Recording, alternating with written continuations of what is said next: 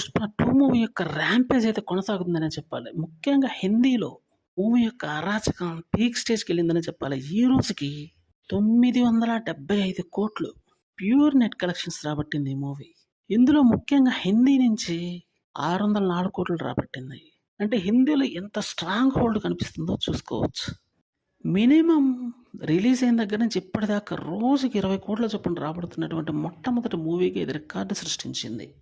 ఇంకా ఏ భారతీయ సినిమా కూడా 13 రోజుల పాటు 20,00,000 అయితే రాబట్టలేదు. 20,00,00,000 అయితే రాబట్టలేదు.